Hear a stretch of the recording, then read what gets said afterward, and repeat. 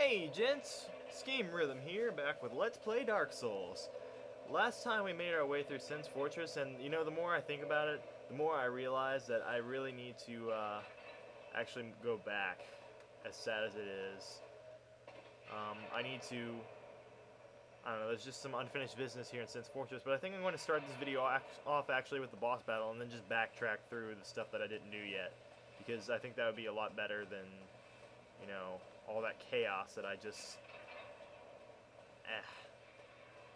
I mean, I'm probably going to get a little bit of rage for this one, because I'm not going to move on past an Orlando immediately after beating the boss, either. And even after I finish all my unfinished business, you can see that guy respawns. He's the only one of those guys that does. Even after I'm done here in Sin's Fortress, I'm going to backtrack, actually, and take care of the forest stuff. Or a few things in the forest, rather. Not everything in the forest, but... I mean, it's just... The more I think about it, the more things I realize I'm probably just going to need to do. And plus, I'm going to need to grind to upgrade some equipment anyway. So I figure, rather than doing all that and then cutting straight to an Orlando, I can go ahead and show some stuff in the video, and then use the souls I collect while going through these other areas to just upgrade stuff. Normally, anyway. You can see this broken lightning spear is taking care of everything. I mean, I'm kind of surprised I haven't been invaded yet, but I guess it's not very common to get invaded at this point. Not that it helped them, considering I'm right by the boss door, but... Alright. Iron Tarkus was actually one of the characters that apparently set out to challenge Sin's Fortress, along with, like, Big Hat Logan and a few other apparently really big-name characters. But he is one of the people that failed, and you can apparently summon his Phantom. You can see he has the Great Sword and the Tower Shield, and he's actually really tough and probably can just tank this boss. So, let me see. I think this is the setup I'm going to go with.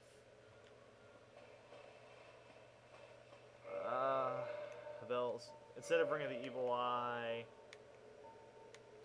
I don't know. I think I'm going to actually equip either the Ring of Steel Protection or a Ring of Sacrifice.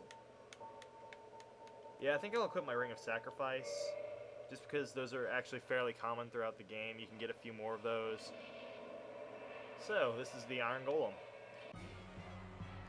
The boss of Sin's Fortress, Iron Golem, is a gargantuan construction of metal with a giant axe and a ranged attack. Though most of its attacks are blockable, it has a grab attack that can wipe you out right away if you aren't careful. Also take care to dodge its attacks rather than blocking them, or else you'll find yourself dying from falls rather than from the boss's attacks. Sticking near or between his legs protects you from all but a stomp attack, which is very easy to see coming and get out of the way from. After wailing on it for a while, the golem will lose its balance and start trying to regain its composure. Take this opportunity to hit it some more, which will cause it to fall over immobile for several seconds. When this happens, it's GG, bro. This fight is a joke if you summoned Iron Tarkus, who is capable of defeating the boss almost entirely on his own. Good luck and happy hunting.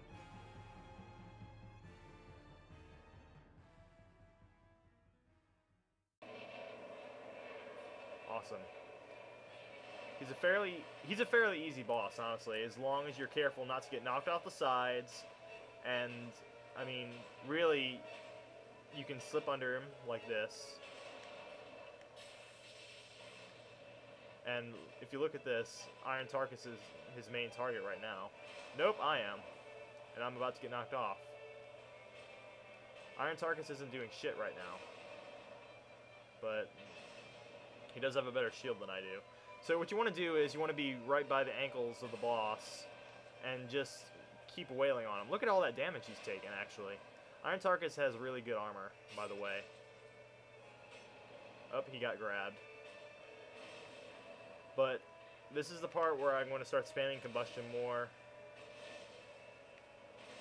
Not even because I really think I need to, but just because it makes more sense. And once he starts doing this, he can knock him over. Just keep attacking him and he'll fall. And that's your cue to just keep attacking him. I'm using Fireball because it does more damage per hit. I don't know if it's worth it or not. And voila, he's dead.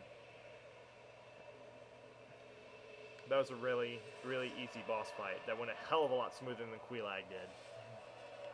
And let's see, 1,500, so you get about 30,000 for beating him if you beat him on your own. Not bad. If you touch that ring of light there, you get sent to the next area. Think of it as a warp point. It basically is a warp point. But instead, I'm going to handle the rest of the things that I missed out on in Sen's Fortress. So, yep. First things first, I think I want to actually... Geez, I gotta think about this now. I'm not gonna worry about upgrading stuff until after I'm done with Sen's Fortress, really, because you don't need anything. Whew. If I had fallen to the left there, I would have died, and that would have been pretty bad to die like that right after killing the boss. You can't get invaded once you beat the area boss, by the way. Just thought I'd put that out there. And why am I going this way? It's just how invasions work. You can't invade someone if they've already challenged and beaten the area boss. Well, there's like one exception, but I mean, well, not really. Oh well, I'm just talking about Dark Moon stuff. Why am I going this way? I don't need to go this way. I actually want to go over towards the giant over there. So, whoa, whoa, whoa, whoa, whoa, whoa, whoa, whoa, whoa, whoa. Come on, A-Bear. You can do it. Come on. Come on, guy who named his channel after a failed band experiment and crap. Well, at least I've landed by an item that I missed earlier. So there's some silver lining to this. Sniper crossbow, an item that... Actually, I shouldn't say I've never used it. I think I've used it before.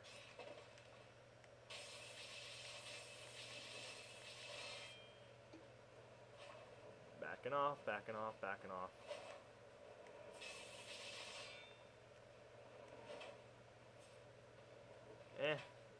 The thing I don't like about the lightning spear is that compared to some of the other spears in the game, it doesn't have very good reach. Which, I don't know. It's kind of a big deal whenever you're talking about an item that you would use specifically because of its reach. Or at least that's how I've always viewed spears. I don't know. Being able to use them with your shield up is nice too, but there comes a point where that doesn't matter as much, actually.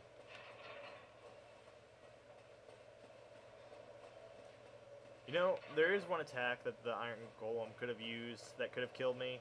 He could have grabbed me, and that would have been pretty bad, but he didn't. So, kill this guy again.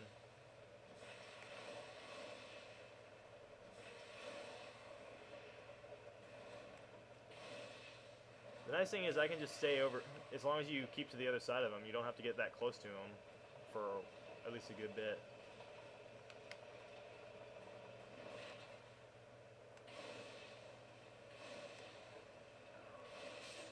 Whew! I don't know, the fact that he respawns is kind of nice, but he doesn't give you that much experience. Drop down here. I probably shouldn't have dropped down and...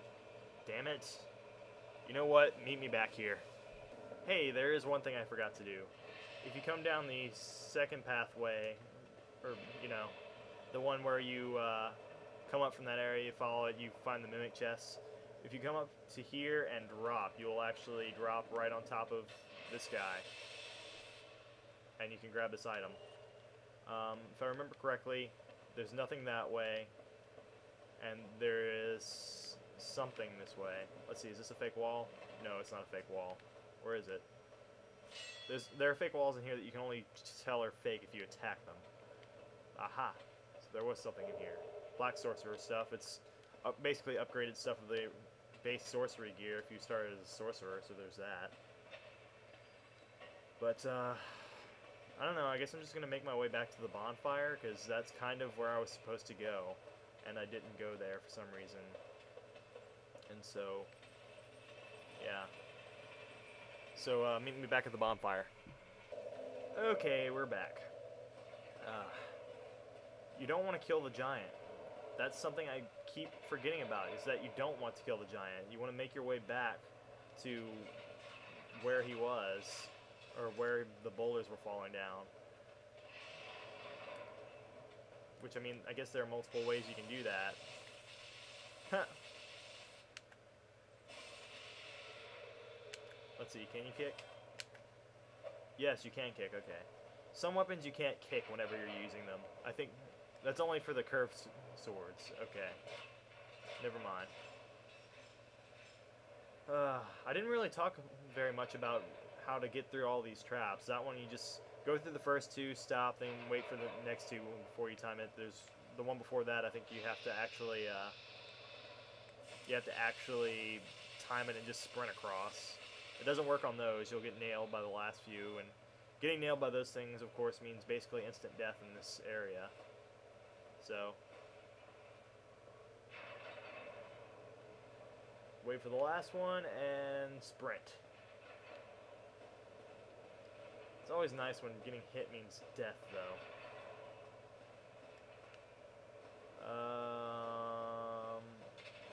It's pretty nice walking across that. You don't have to even worry about getting hit. Alright. Alright, you see it hit that guy. That means it opened the wall there. But there's something I want to do first. Now that the wall's been opened, I want to knock them this way.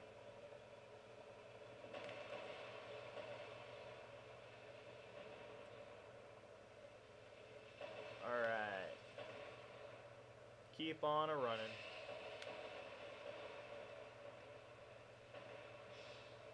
You can see the boulders filled in that area there.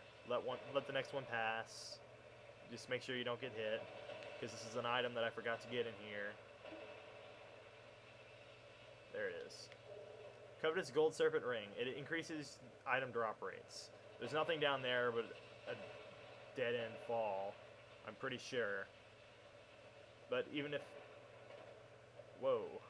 That's right, there's a ladder there, so you can fall down this pit. But, yeah. So the next area you would go to is actually back here. If you want to escape and don't want to risk the boulders, you can just take this platform back up. And the nice thing is, it will never adjust. The boulders will never get adjusted so that they will fall down to where that snake guard was. So you don't have to worry whenever you go this way about getting hit by the boulders on your way back. In fact, we actually want to go down to where the snake guard was anyway. Look at him, he's gotten back up. Whew! Wow, I didn't expect him to do that.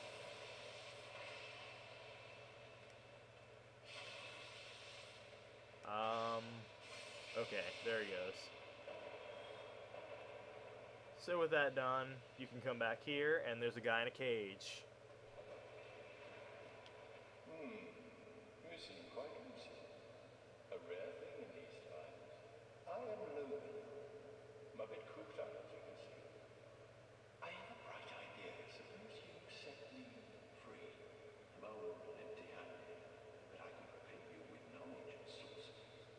This place is not in my mind. The inactivity is repressed. So if you got the cage key, you can use that to open it. I think you can also open this one with the master key. Oh, heavens. Thank you. I'm safe. And now to resume my travels. But I must log a few things first, and I will do you a favor. I will return to Firelink Shrine. Speak with me then, so that I may impart my sorcery. He actually will only give you sorcery if your sorcery stat is 15 or higher, which you can. Well, he'll give it to you eventually once he moves on from Firelink Shrine. You can find him at somewhere else, and he'll sell you stuff regardless of your sorcery stat. But if you want him to sell you stuff at Firelink Shrine, you have to have a sorcery stat of over 15. Oh, hello. Don't mind me. Go on ahead. I'll be up later. Well, I'll be just fine, young man. Yeah, I got a slight look at his face there. He does look like he's old. Let's see. Here you get a soul of a hero. A soul of a hero is worth 10,000 souls. So, yeah, I can upgrade the pyromancy glove even more if I wanted to, but I don't think I will because I think it's plenty strong enough for at least until I'm done with the boss of the next big area that the story would have us go to, that I'm not going to because I'm going to be a little bitch about it. So, I guess the fastest way out of here would probably be to use the homeward bone to go to the bonfire and then just go to the shortcut to get out. So I think that's what I'm going to do. Seek guidance, that's... Huh. I could have sworn seek guidance was a different thing. Yeah, I'm pretty sure seek guidance isn't actually that, but I don't know. I haven't messed around with the miracles too much because I haven't had a faith-heavy build yet. Sword, straight sword. I've heard that whenever it's up to +3, it's actually a good replacement for the Drake sword, and it's a holy weapon, so to speak. So it would be pretty useful for a certain area that I'm not going to go to yet, but going to go to later. But, I mean, I'm sure by the end of this week, I'll have gotten to an Orlando. We'll see.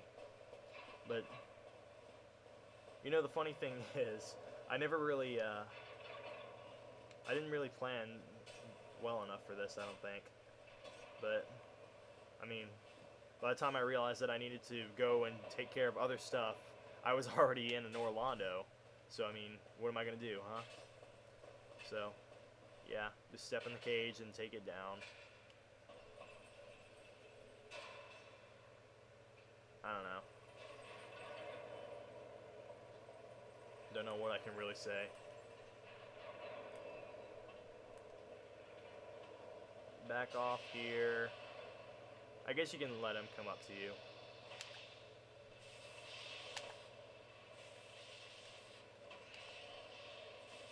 There we go. He's gonna die from the fall. You might have noticed down there that there are a lot of Titanite demons. There are 4 down there to be precise, and I could use pyromancy to kill them all, but the problem is I don't like trying to get to them like at this point in the game, because I don't know, I don't need demon Titanite that badly yet. I don't know, maybe whenever I get back from taking care of the other things I'm going to do, but just not right now. Hit that. I wonder if I'm being chased by those guys right now. Am I? Yeah, they're chasing me, but they're just not doing it very well. Haha. It's a race. Race to the bonfire. Once I get there, their places are reset. Ha! So close, but so far away.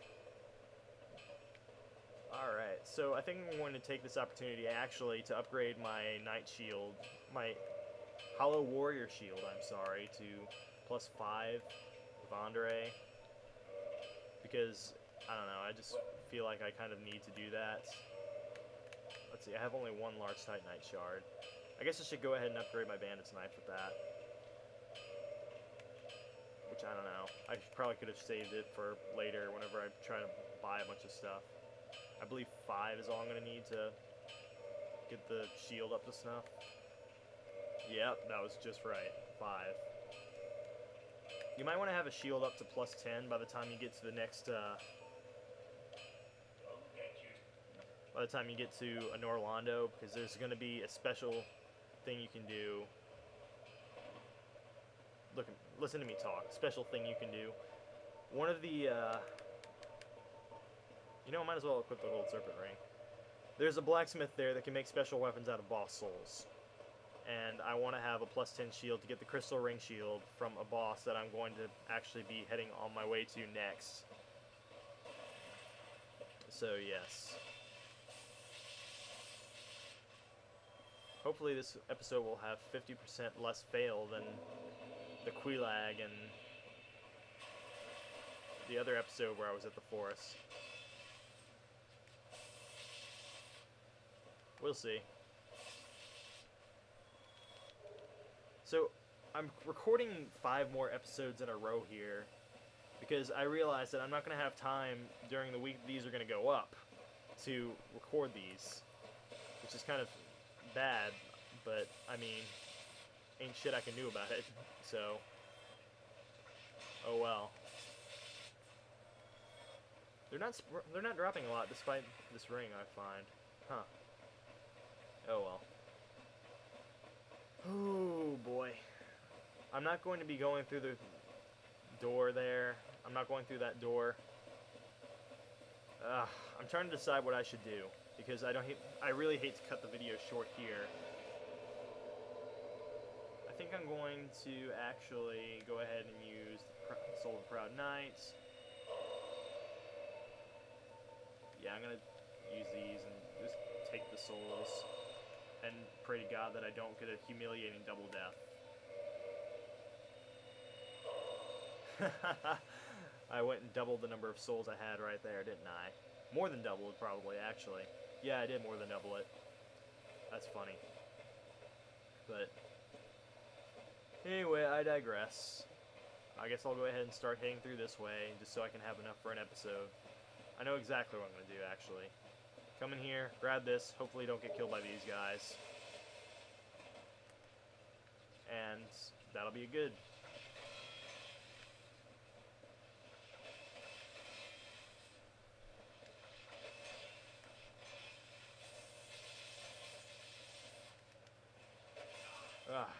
Just be careful, keep your shield up at all times,